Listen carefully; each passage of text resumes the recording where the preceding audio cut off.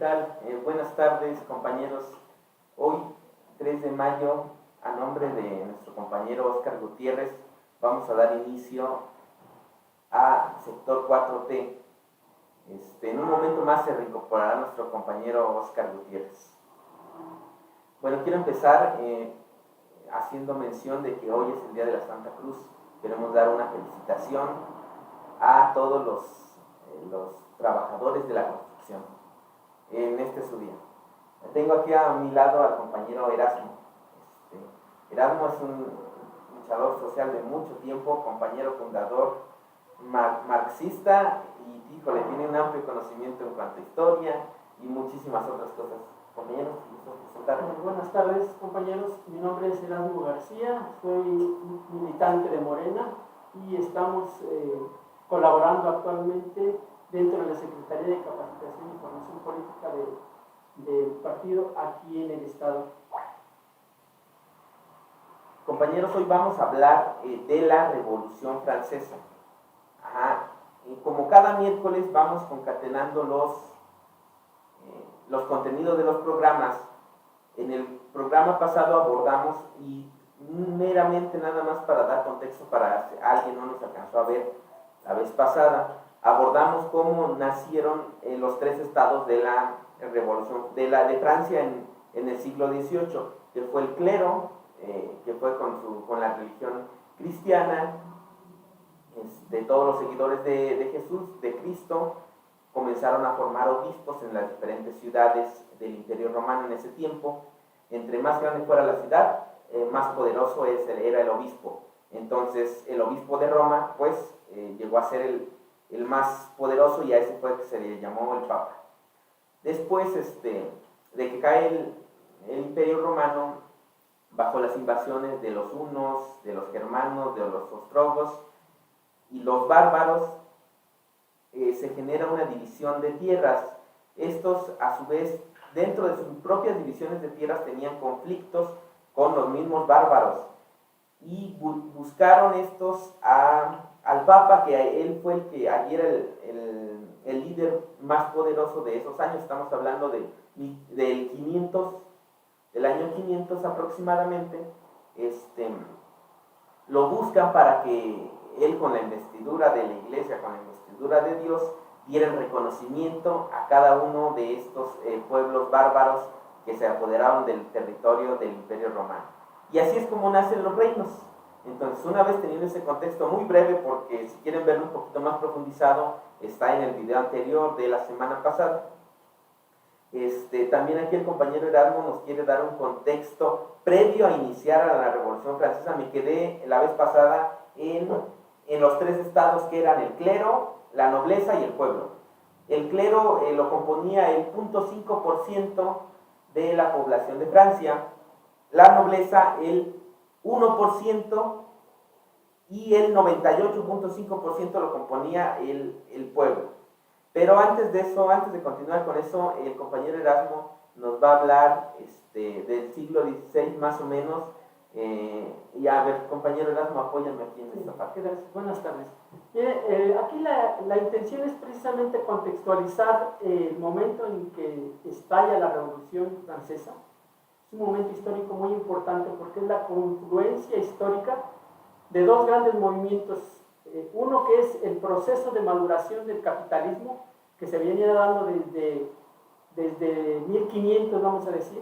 Había venido madurando un proceso de revolución científica con personajes importantes como Galileo, como Copérnico, como Kepler, Newton, etcétera, etcétera. Todos ellos fueron una serie de filósofos y científicos que influenciaron la forma de pensar que se empieza a cristalizar en la Revolución Francesa, junto con los filósofos que ya en el siglo XVIII, como fueron Voltaire, Montesquieu y Rousseau, que concluyen precisamente una transformación que podríamos decir ideológica, si no en el pueblo, sí generalmente en el sector medio al que se refería el compañero hace rato, los niveles altos de la nobleza en aquel entonces, que estamos hablando de los reyes y sobre todo de los nuevos elementos que empiezan a surgir dentro de las grandes ciudades que existían los reinos feudales, como eran ya precisamente médicos, como ya eran precisamente personajes, los comerciantes y la burguesía comercial que había estado fortaleciéndose en los últimos 200 años. Bien, este contexto de revolución científica tiene un impacto precisamente en la ilustración, en estos filósofos, y a su vez confluye precisamente con un acontecimiento muy importante que se da ya en aquellos 1700, a partir de 1750 empieza la revolución industrial, que no es otra cosa más que la concreción del surgimiento de una burguesía ya industrial en Europa, que empieza a remover las formas de pensar y que empieza a remover las formas de ver la vida de otra manera, ahora sí en toda la población. Esta revolución industrial está llevando precisamente a finales de este siglo a las guerras de disputa entre Francia e Inglaterra, ¿no? Es aquí donde podemos tener ya una explicación muy clara de por qué se están empeñando los diferentes reyes franceses en disputarle. ¿Qué está sucediendo? Que están tratando de disputarle la supremacía a Inglaterra, y las derrotas que se vienen son consecuencia de lo que ahorita va a platicar el compañero Jesús. Ok. Muchas gracias, compañero. Les dije desde la otra vez a Oscar, hay que invitar a Erasmo, él es un expertazo en todos estos temas. Y miren qué bueno que ya esta vez puede estar con nosotros. Bueno, ¿por qué dirán? ¿Por qué les estamos hablando de Inglaterra, Francia, de la burguesía europea? Claro que tiene mucho que ver. Al final, igual el compañero Erasmo nos va a apoyar a concatenar prácticamente al mismo tiempo, cuando se estaba dando la Revolución Francesa, en el otro lado del continente americano ya estaban las conspiraciones, comenzaban las conspiraciones para la independencia. Entonces, claro, y por eso es que estamos dando este contexto. Ahorita lo va a comentar el compañero Erasmo más adelante, de cómo mientras por allá estaban disputándose las guerras entre Francia e Inglaterra en la corona española, ahorita más adelante lo vamos a mencionar, acá estaba ya la conspiración de la independencia. Pero bueno, vamos ahorita al tema, va a ser tema de la siguiente semana, la independencia, para que estén atentos. Bueno, entonces en el siglo XVIII gobernaba el rey Luis XVI. Él estaba casado con María Antonieta. Lamentablemente para Luis XVI le tocó un país en crisis. ¿Qué significa o por qué estaba en crisis? Porque venían de perder guerras con Inglaterra, por lo que acaba de mencionar el compañero Erasmo, por la disputa para ver la supremacía de ambos países. Venía de perder guerras, había crisis económica, crisis social y política, aunado a una tremenda sequía que los azotó justo por esas temporadas, y lógicamente esto se derivó en malas cosechas. Entonces, todo esto generó un caldo de cultivo perfecto para un descontento tremendo social. Y más aparte también que se venía el movimiento de la Ilustración. A grandes rasgos, claro que podemos hablar 3 horas sin parar de la Ilustración, pero lo voy a tratar de resumir en una frase. Era usar la razón y la ciencia para tratar de resolver los problemas los problemas de la gente. Bueno, ya les he explicado que existían 3 clases sociales en Francia. Una era el clero, la otra era la nobleza y la tercera que era el pueblo. El rey, tratando de buscar una solución en esos años, convoca a una reunión para resolver los problemas. Esta se llevó a cabo el 5 de mayo de 1789, en la cual asistieron los 3 estados, que fue el clero, la nobleza y el pueblo. Cada uno de ellos tenía un voto para hacerlo valer en esa reunión. Pues resulta que la fabulosa idea de los que estaban allí Bueno, primero también quiero comentar esta parte. En la asamblea dijeron, siéntense a la derecha quienes estén a favor del clero y del rey, y a la izquierda quienes estén a favor del pueblo. Entonces, de allí es donde podemos tener ese primer término. Uno de los puntos de acuerdo fue incrementar los impuestos según ellos, para poder tener mejores finanzas, incrementar los impuestos al tercer estado, que era el del pueblo. Lógicamente eran 2 votos a 1, pues el pueblo perdió. Y el clero, pues ellos recibían diezmos, y además recibía impuestos que le daba el rey por cada territorio que tenía, y el rey pues recibía impuestos, y quienes los pagaban, pues el pueblo. Entonces allí estaban muy sometidos. El pueblo salió de allí muy, muy enojado, y generaron una asamblea nacional en la cual crearon una nueva constitución. Esta constitución se la fueron a mostrar al rey, a Luis XVI, y lógicamente él no quiso reconocer ni la Asamblea Nacional ni nada de esto. Así que el pueblo ya estaba muy descontento, y gracias a eso, el 14 de julio de 1789 ocurre lo que es la toma de la Bastilla. No sé, compañeros, si quieres comentar algo breve sobre esto. Sí, yo creo que aquí es bien importante poner atención en las características que toman siempre este tipo de desenlaces, que son revoluciones. Lo voy a tratar de referir precisamente a la similitud que hay con la Guerra de Independencia en México.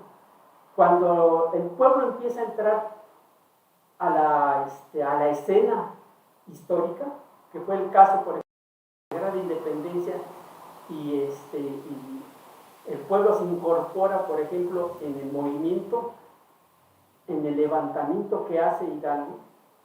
Uno de los movimientos que es comparativo a esto es precisamente la toma de la Lóndiga de Granaditas. ¿Sí? ¿Por qué? Porque el pueblo generalmente siempre el pueblo trae arrastrando infinidad de agravios de los grupos poderosos. ¿Y qué hace el pueblo? Como no puede hacer justicia de otra manera, lo que hace es hacer una justicia por su propia mano, y vienen estos eventos como el que se refiere el compañero Jesús. Pues, sí. Ok. A partir de esta toma, se salió la declaración de los derechos del hombre y del ciudadano, que obviamente pues el rey no reconoció, pero esta declaración fue muy importante porque allí venían, yo creo que vale la pena hacer una pequeña cápsula y subir el video sobre la declaración de los derechos del hombre y el ciudadano, aunque también por ahí tenían sus desperfectos. En esta declaración no sumaron tanto a la mujer, más bien no la sumaron, pero yo creo que en una cápsula completa para continuar y no perder el hilo de esto. Ok, bueno, ya para 1701, ya la asamblea ya se había transformado en una asamblea nacional constituyente, el cual tenía la mitad del poder, la monarquía, y la otra mitad, la asamblea. Ahí ya habían hecho a un lado al clero, a la Iglesia Católica, pero aún así hasta ese momento todavía habían mantenido el respeto hacia ella, porque ya era una doctrina muy asentada en toda la población. Entonces quisieron dejarlo allí en stand-by por el momento. Entonces, el 20 de junio de 1791, el rey, que vivía en París en ese tiempo, se intenta dar a la fuga para no reconocer, en un acto del no reconocimiento de la Asamblea Nacional Constituyente, ni de los tratados ni la nueva constitución que ésta había hecho. Entonces, es importante marcar aquí que la razón por la que el rey y la reina tratan de huir es precisamente porque el poder que había asumido ya la Asamblea Constituyente era tan grande que estaban haciendo modificaciones constantemente a la Constitución, y el rey se veía obligado a avalarlas casi a fuerzas.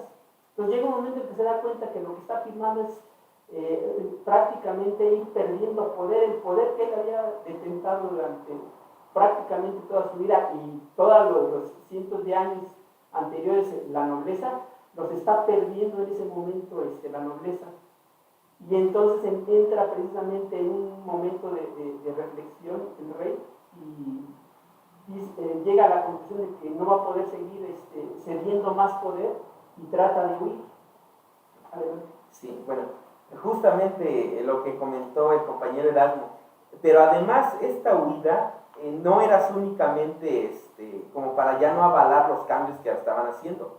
El rey también tenía pensado buscar a la familia de Carlota para tratar de recuperar, para que los otros países en ese tiempo apoyaran se sumaran a la monarquía y no dejaran que la Revolución Francesa continuara. Entonces, la Asamblea Constituyente se da cuenta de esto, de que iban a buscar que otros países intervinieran para dejar a la monarquía, y ahí comienza una guerra por parte de Francia con las diferentes potencias. Sobre todo con Prusia y con Austria, donde está el complemento de la familia de Carlota, sí. Y austriaca. Con ellos empieza la guerra también con Inglaterra, pero pues con Inglaterra ya la traían casada. Ahí la Asamblea Nacional Constituyente, debido a esta huida, decide destituir por completo, quitarle los beneficios que le quedaban al rey, decide destituirla, y allí empezaron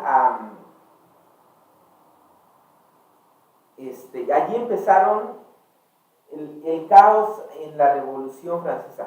Si bien este movimiento apoyado con la Ilustración, también no fue del todo sano el movimiento.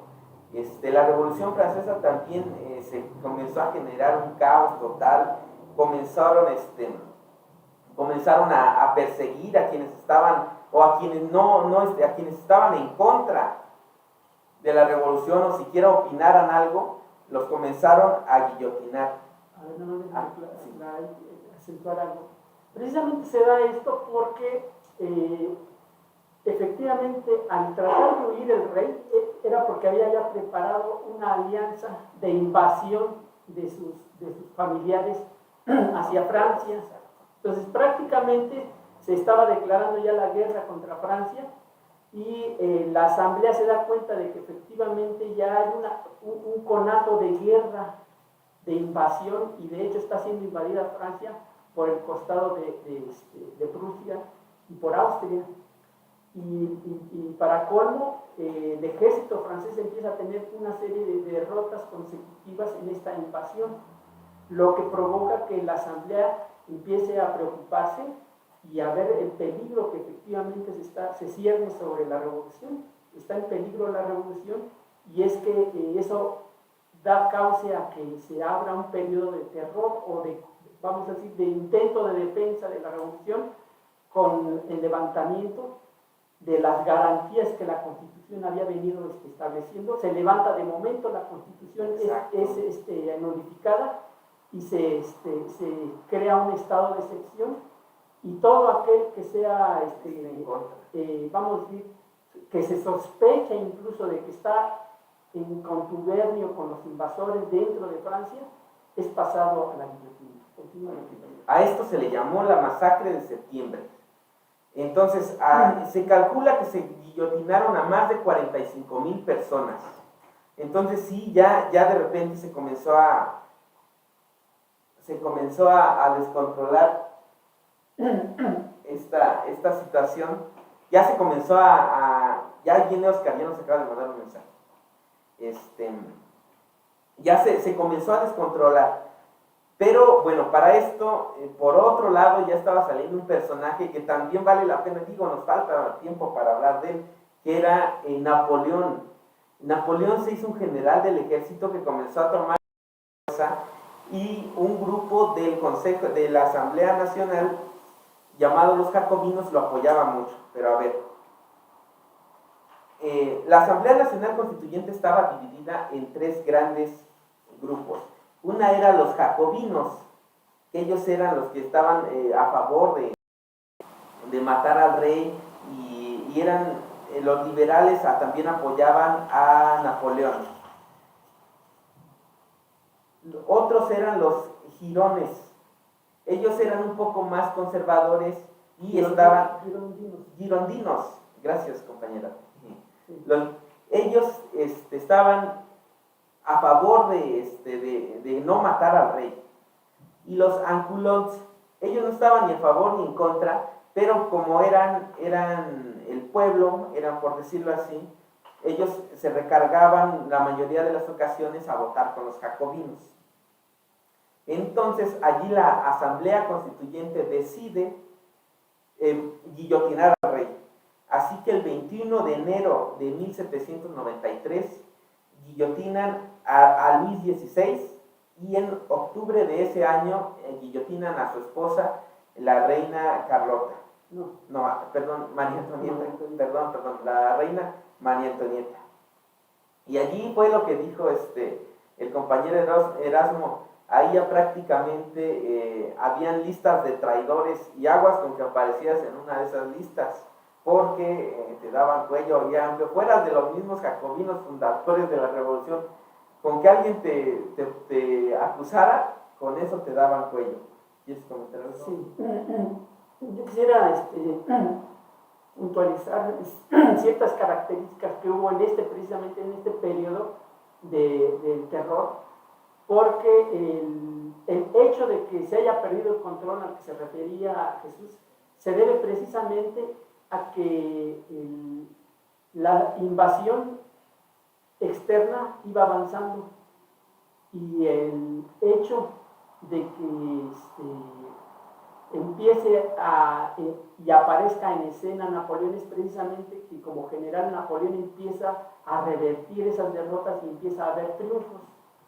¿Sí? Empieza a haber triunfos, y esto es una de las razones por la que Napoleón empieza a tomar una presencia enorme, empieza a generar una historia de reconocimiento entre el pueblo y de reconocimiento ante la asamblea. Entonces, cuando se empieza a dar este proceso de revertir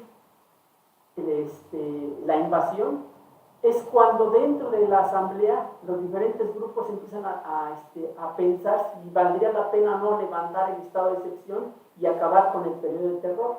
Y es aquí cuando se enfrentan precisamente Robespierre, por ejemplo, con Danton, y que no llegan a un acuerdo. Esto es una ruptura peligrosa, porque al no llegar a un acuerdo, la posición que salga triunfante en este asunto es la que va a tomar poder. Desgraciadamente, la posición que toma la delantera y que gana es precisamente la de Robespierre, y da continuidad a una segunda oleada de terror que ahora le llaman de gran terror, y entramos en una masacre todavía mayor de la que se ha estado antes. ¿Quieres continuar, compañero? Sí, rápidamente, porque ya se nos va a terminar el programa. Se me pasó comentarles desde el inicio.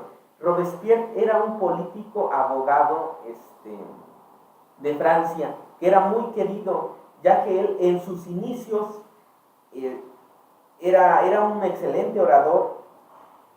Estaba en contra de la pena de muerte, fíjense, él estaba en contra. Él quería que todos tuvieran derecho a votar, y era defensor de los más desprotegidos. Era tan querido que lo llamaron el incorruptible, Robespierre el incorruptible, exacto. Entonces, gracias a eso, él junto con Danton eran líderes de los jacobinos. Danton quería ya detener estas masacres, y Robespierre, a pesar de que al inicio estaba en contra de la pena de muerte, él después comenzó a hacerse por ahí, no sé si le ganó el poder o no sé. Yo lo que dicen el poder se enferma. Exacto, se enfermó de poder, y después él ya no quería soltar la asamblea, Así que el 28 de julio de 1799, la Asamblea Nacional Constituyente decide que Robespierre ya se había transformado en un dictador y al otro día es ejecutado. A partir de eso se creó el directorio, del cual eran encargado, el cual quedó encargado de la Revolución Francesa. No sé si quieres comentar algo breve sobre el directorio.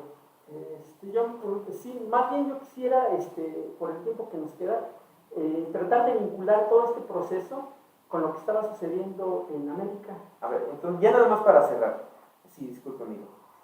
Se creó el directorio y allí, el 9 de noviembre de 1799, Napoleón da un golpe de estado y termina la Revolución Francesa hasta ahí. Entonces sí, compañero, ya para que me apoyes allá a ligar lo que estaba sucediendo en América, esto pasaba en Europa, pero mientras tanto. Bien, nosotros tenemos que recordar rápidamente que en América se está gestando una serie de crisis, vamos, sobre todo en México, me voy a referir ahorita a México, pero generalmente en toda América se está gestando un malestar cada vez mayor entre la población y se está combinando esto con las noticias que llegan de Europa de cómo la ilustración empieza a impactar en las clases, y ya lo había hecho en las clases altas y medias en Europa, lo mismo lo está haciendo aquí con los criollos en América, y empieza a surgir la inquietud de que debe de haber ya un cambio con respecto a la corona, en este caso con respecto a la corona española. Quiero aprovechar para dar hincapié que precisamente en las aventuras que se avienta el reino de Francia contra Inglaterra, siempre España fue su aliado. Y así como sale España involucrada en estas guerras, también sale afectada porque tiene que participar con muchos recursos minerarios. Y esto es uno de los factores que incide en que apriete España, empiece a apretar ahora sí que los impuestos también sobre el pueblo de la Nueva España, sobre todo sobre la mayor parte de la población que era precisamente los indígenas en América. Por lo tanto, esto es una de las vínculos en donde también aquí se está generando una crisis de este tipo de que estamos analizando. Compañeros, se nos terminó el tiempo, pero ya comenzamos a enlazar con la independencia. Nos vemos la siguiente semana y vamos a iniciar ya con la independencia de México, la primera transformación. Hasta luego. Gracias.